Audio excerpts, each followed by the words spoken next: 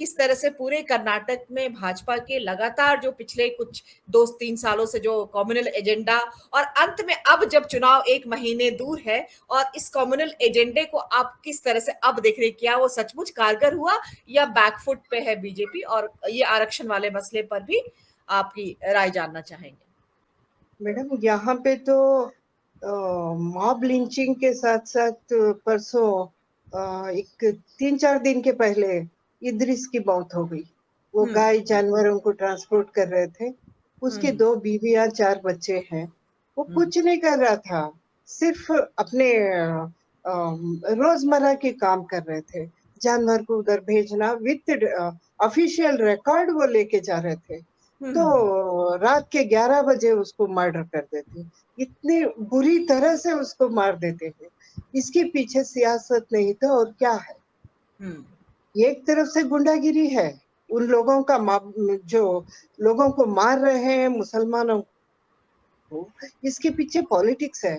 अब जो election declare हुआ, इस टाइम में जो है ना, उसको वोट बना के कन्वर्ट कर लेने का एक पॉलिसी चल रहा है सियासत में। और उसके साथ साथ इतने दिनों से पार्लियामेंट में भी मुसलमानों के पार्टिसिपेशन को कट करते आ रहे हैं। और इधर भी कर्नाटक में भी उसको सीट ही देते नहीं। सीट अगर मुसलमान को टिकट देंगे तो सभी ज्यादा से मुसलमानों को खड़ा करके सब वोट डिवाइड होता, फिर वहां पे बीजेपी जीत जाता। ऐसी चाल चल रहे हैं सियासत में। ये धोखेबाजी के काम कर रहे हैं। जो एक सच्चे दिल से एक मुसलमान को खड़ा करते हैं तो सब मिलके उसको सपोर्ट क्यों नहीं करते हैं? सपोर्ट करके उसे जिताने के लिए कोशिश करना ना। अगर उसका रिप्रेजेंटेशन पार्लियामेंट में या विधानसभा में अगर नहीं रहेगा तो मुसलमानों के मुद्दे कौन उठाएगा?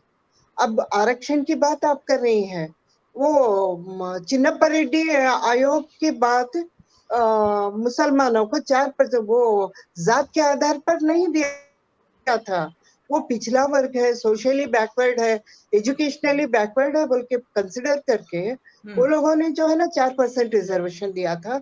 वो 30 सालों से चलते आ रहा है। ये रिजर्वेशन आजकल का नहीं, 30 सालों के पहले ये इम्प्लीमेंट हुआ।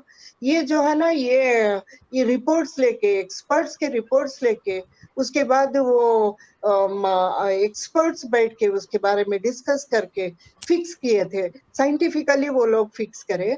मगर ये इलेक्शन 2-3 दिन है बोले तो ये लोग जो है ना रिजर्वेशन मुसलमानों का कैंसल, ये कैसे हो सकता? रात में क्या ख्वाब देखे थे हमारे सीएम? ख्वाब देखे सुबह हम डिक्लेयर कर तो इसका असर नहीं भाई, नहीं तो शरीफा जी, हम ये जानना चाहते हैं इसका असर किस तरह से होगा कर्नाटक पे मुंबई सरकार के इस फैसले का, खासतौर अब पे मुसलमान मुसलमान तबका तो तबका बहुत किस तरह से नाराज रिएक्ट है। करे? इससे जो है ना मुसलमान लोगों का एजुकेशन में रिजर्वेशन, 2B रिजर्वेशन से उन लोगों को मेडिकल में, इंजीनियरिंग में और अपॉइंटमेंट में सब जगह से मिलता था उनको रिजर्वेशन। अब जो वो लोग, वो तबका इतना बैकवर्ड है, ये ब्राह्मण कमिटी 10% रिजर्वेशन में ये मर्ज कर दिए बोलते हैं। 2% जो है ना वक्कलिगा को दिए।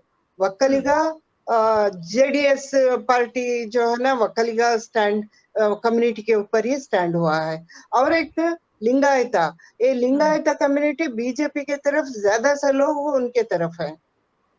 ऐसे बीजेपी ये जेडीएस वक्कलिगा और लिंगायत को 2-2% देके मुसलमानों को ब्राह्मण कम्युनिटी 10% में अगर मिला देंगे तो ब्राह्मण के साथ मुसलमान कैसे फाइट कर सकता?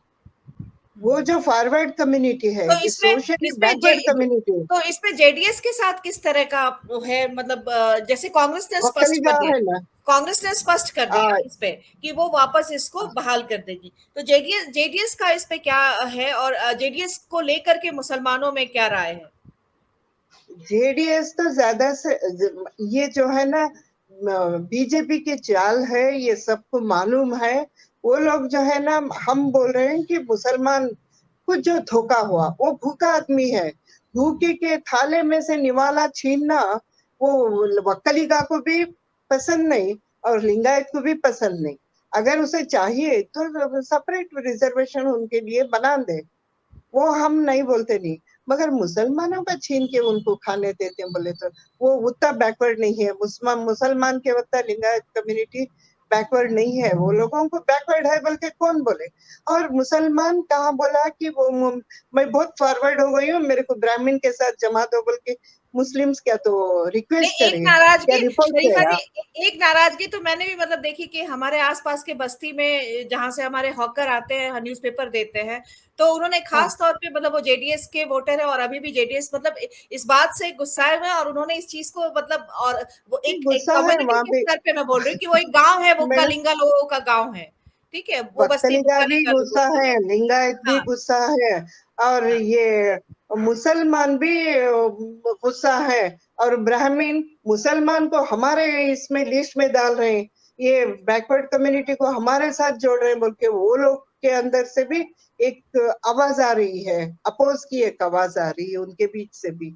ये सब चल रहा है, मगर ये जो चाल है गवर्नमेंट की, ये संविधान विरोधी चाल है, सोशल जस्टिस के खिलाफ है, ये मुसलमान तबके को किया हुआ महाद्रोह है, ये बहुत नाइंसाफी है।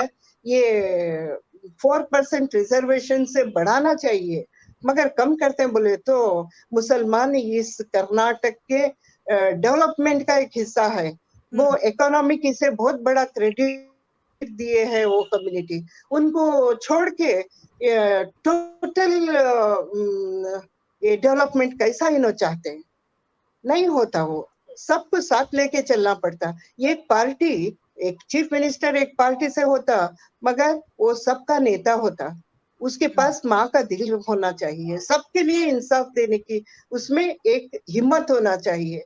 अब जैसे कि सिद्धरामैया जो एक मुत्सद्दी बोलते हैं ना, एक मुत्सद्दी है वो एक बहुत बड़े ताकत है, वो एक कम्युनिटी के नहीं, एक पार्टी के नहीं, उससे बढ़ के वो लोग जो है ना, सब अपने कर्नाटक के लोगों का भला चाहने वाले एक आदमी को लोग चाहते हैं, ऐसे आदमी को वोट करना भी अच्छा समझते हैं लोग। जी।